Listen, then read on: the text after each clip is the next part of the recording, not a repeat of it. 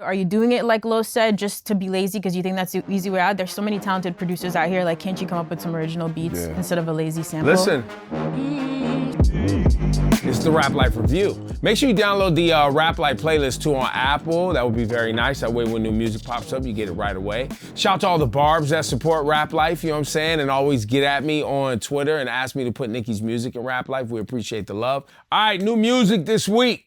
You got the Nav album. You got NBA YoungBoy dropping a new tape, and you have the Nicki Minaj Queen remix with Bia, JT, Katie Got Bands. Who else on here? Maliibu Miitch from the Bronx, Akbar V. Did you guys listen to it? The barbs were very happy. I think it's dope to see Nicki, working with some younger chicks, even though I believe Nicki said on her Instagram those were the people who bigged her up for getting #1. So she was like, I'm gonna put y'all on the song. It's a good remix. Dang. Got the girls together. That's cool. What you think? I think it's a dope remix. It's nice. I know Lo clearly wasn't feeling the original that much because of the sample we said, or just in general, right? But no, it's cool. I think it's nice that she has multiple female artists on it. And of course, there's a few female artists that I think we're thinking of right now when we think of like the top. It's nice to see her put on other artists who are still like making their way up. It's really dope. They was barring it up on there. Like whether or not you like, because a lot of people have a problem with the beat because it's considered so pop, right? Like it's such a pop thing. I think sometimes though the way they rhyming on the record and some of the pockets and flows. The flows are amazing. I think that's something to pay attention to, even if you're not into the song. And all these girls on a record together, I think that's super dope. Yeah, I think everybody killed it on this. I mean, my question about these samples, right? Obviously, in rap, there's a lot of samples, 60s, 70s, 80s. But do we feel like 20 years from now, 30 years from now, are people going to be sampling beats that are created now, or just continue going further back? Like who's making original beats that we want to sample? It'll be a mix of both. I know it's funny that you brought that up because me and my boy Kyle was talking about this last night, and we were just listening to some records like the Diddy and Kodak joint. I mean, King Combs and Kodak. I thought that was a lazy sample. It's like a lot of records are just blatantly taking like the hooks, the same tempo, the actual beat, and just like doing their own thing and like just adding like an extra snare, an extra kick. I'm like, these samples are not fun. They're just like really, really blatantly just out there. And that's how I felt about the Nicki Minaj joint. Like I understand it's a big record and people gravitate to it because it's her, but if I listen just to the production, I'm like, this is easy. I think what you're saying is correct. And as somebody like yourself who's into sampling, you're listening to the record for what did you do interesting with the music, right? Like, did you chop it? Did you flip it? Versus versus when you go back to think of some of the most famous records of all time, they didn't do much to it. They just hit a loop. You know what I'm saying? But because it was the first time you heard it, you were like, oh, this is fire. Right. But I think the reason it happens that way is, remember, the looping and the sampling is a way to bring instant familiarity to the audience, right? Because you take something that people already know and you put something new on top of it. They're just trying to give you something to party and have fun to. No, I get that. Some people who are like really into production or are gonna analyze your way, where it's like, well, we already got this one time. Look, there's layers to what Nicki did, and I understand it, but then there's just the fact that sometimes you just may not like the flip or the sample. Yeah, for sure. And again, not Nicki. And that's not Nicki in general. This is like, there's a lot of records that I'm like, sometimes it's overdone, and I start to wonder at some point when you're going in the studio, are you doing it like Lo said, just to be lazy because you think that's the easy way out? There's so many talented producers out here, like can't you come up with some original beats instead of a lazy sample? Listen. It just takes the excitement out of it. I think like a few weeks ago, I was listening, some random radio station, a song came on, and I was like, wow, a little piece of this sounds familiar, and I realized it was from like a Dr. Dre beat. And it's like such a small part of the song that I'm like, how did he possibly hear this and decide to flip this sample into that record? That to me is amazing. That's the I'm like, yo, where's that part from? Instead of just hearing the whole it's getting a bit overdone. Yeah. You know, Apple started podcasts. You know why? What? Why are you pointing at me? Because there was an iPod, and you could make a little broadcast on the iPod, and it became, it was a podcast. Podcast, yep. And it would populate into your iPod if you subscribe. Yeah. So everything is a podcast, or it's a docuseries, like this new Hillary Clinton and Chelsea docuseries. But that's not a podcast.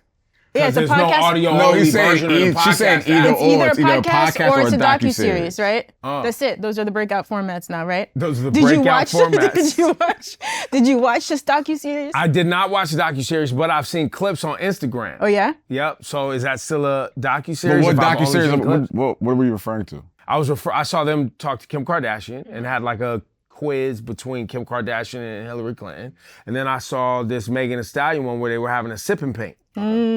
Should we check it out? Should we watch the clip? Absolutely. I liked what it was though and what Megan had to say. Here's Chelsea the clip. follows rap music. She has ever since she was a little girl. But I kind of came to awareness of you with the Cardi B WAP. As soon as she sent me the song, I think I sent it back to her like the next day. And it was just so exciting. The men, they seem so confident in what they're saying, and they don't have no problem with talking about their sexuality and how they gonna have sex with you. So I was like, well, I could do that, and it's gonna sound fire coming from a woman. It's great to see women be so kind of fierce. That is my life's mission, to make sure that I'm always unapologetically me. Anything that jumps out to you in this, Wap. riveting convo. Well, I mean, I think the idea for the whole docuseries is pretty cool. Okay. It's cool that Megan is on there. It's never in a million years would I expect to hear Hillary Clinton giving her thoughts on WAP, as she says, as she calls it. Did she give thoughts or did she just say like, that's why I discovered you. I discovered you? Yeah. I don't know if Hillary She was gave like, thoughts. No, she I gave like this thoughts. bar. I really liked how you talked about. She didn't do a bar by bar breakdown, but she did say that she thought it was, like the series title. It was gutsy. Okay. That she could be so liberated and say whatever she wants, both her and Cardi, even though obviously a lot of people felt a way about it. I do wish, though, there was just like a live reaction. Can you imagine her face the first time hearing it? Yeah, like watching the video as they sip and paint. Oh, the video, you're right. Right, like what would their reaction be watching the video? Like, See, for y'all shooting gutsy, now you know what to do. What great Nadeska tip. and Low said, Great they tip. just improved your program. Do either of you care about the DJ Khaled drama potential versus that drama is ready for? I've been kind of debating on Twitter about what that would look like because their catalog's way heavy in two different categories, right? So you look at Drama's catalog in regards to the Gangsta Grills mixtape series and how many people he's put on or put in front of us in those tapes and what they've done just for those careers, like a Jeezy, a Tip, Gucci, Wayne. A lot, right? But then you look at Even Khaled, the Tyler the Creator album, right? Like which is technically a Gangsta Grill, that rejuvenated the Gangsta Grill series, so it got people intrigued. and won a Grammy. On the Grammy. So then you look at Khaled, who's had 13 albums, countless #1 hits, countless anthems, countless summer anthems, and you how do you weigh it, right? Because when you look at the street hits from Drama, it's just like no one could compete with that.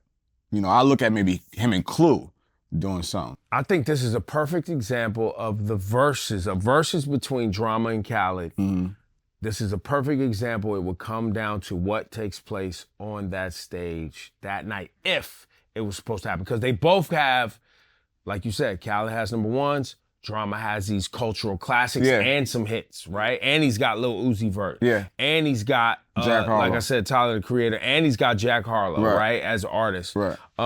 So he could roll out those joints. And then hypothetically, Khaled's potentially rolling out some whole verses, Ross Records and Lil Wayne joints that were like super smashed. So that spectacle will actually be, like you said, how do we evaluate it? Yeah. You evaluate it in the moment by how both DJs curate their set of the music. But then you got to look at Drama's catalog in regards to just like Jeezy and Wayne. Like a lot of those big records were freestyles over other people's beats, right? So then, Khaled's records are actually official songs. So like, how are we measuring what's better, what had more impact? And that's why I go to what happens in the spectacle. Right. Is because that's going to be up for debate. Yeah. But what's not going to be up for debate is two DJs who are How also you present, producers, how you're presenting. how they put their together. I don't, and I like that Drama has like continuously invited Khaled to like, for smoke and all this other, but I don't think Khaled is up for that kind of like rah-rah. I just think he thinks he's above competing. Like, I think on the Drink Champs, he said that, no one with him, but it's just like, Yeah, of course. But you're supposed to say that. But this is how he came up, right? It's just that he hasn't had to be He's in a a club space DJ, like this radio in like DJ. 20 Yeah, 20 years. But I think this would be fun to watch him compete with somebody and him actually have to test his ability. I think for the culture, for sure. I think emotionally, you know. Khaled's not ready for it. No, I was just gonna say, I don't know if he wants that stress of like competing, being measured. But you call yourself number one every time out the gate. You call yourself number one every time you open your mouth, and then someone says, well, I'm number one, and they're testing you, and you go mouse quiet. So are you number one? It's questionable. So we'll see. So yeah, I would like to see that battle. Jadakiss, Cameron, and Mace going on tour together. Did not expect to see this. Coming a mile away. That wasn't on my bingo card for 2022. At all, right? Right, yeah. I just woke up one day and I now, maybe it's one of those things where one of these parties doesn't even know this is actually being promoted. You know, you we've think seen so? that before. I hope that's not the case. One didn't know the other, and they'd be like, wait, what? I'm doing what? It would be Cam who didn't know, right? Probably. More than likely. But I mean, they made up just a few weeks ago, so maybe they thought that that's a quick turnaround. Yeah. That's a very quick turnaround. I guess whatever issues they had were resolved before we found out that they made up. But I know Jadakiss is like, well, back on the road again. And the three-headed monster tour. Yeah, those are three of my favorite artists. And, you know, it's just a lot of great records that those three can just perform just on their own and just group cuts. So, you know, I don't know what these cities they're going to because I didn't see New York City. No, New York City or Elmont, New York. Elmont. I mean, maybe they see how these cities do and add more. Yeah, that's what somebody said on Twitter. Like maybe they're testing. Yeah, they're testing the run. So hopefully they make it a bigger tour if the run is successful. But I'm intrigued to see how it turns out. Anyway, that's the Rap Life review. And before we go, every week now, we're gonna read your comments, and I'm gonna say your name. Godspeed, shout to you, man. Good rap talk in here. You say Nas is 48 and released three career high albums in the span of a year and a half. Sounds like you quoting Takeover lyrics. But you guys are hyping a 4-minute verse from Jay because he's 52. Here's the thing, Godspeed. Jay's verse was fire, and you sound like you're still mad over the Takeover record. You know what I'm saying? Or super ugly. Or super ugly, or whatever you're angry about. You know what I mean? Or you're still caught up in Jay Nas beef. They're over it. You should get over it too. And it was a phenomenal verse from And for the fact of the matter is, we've given Nas his flowers plenty of times when King's Disease 1 and 2 came out, Grammy-nominated projects. Hit Boy brought him back to, not to life, but like gave him that essence of 95, 96. So if you do watch the show, and if you do understand how we break down, you do understand that we gave Nas his proper respect when those albums came out and we broke them down.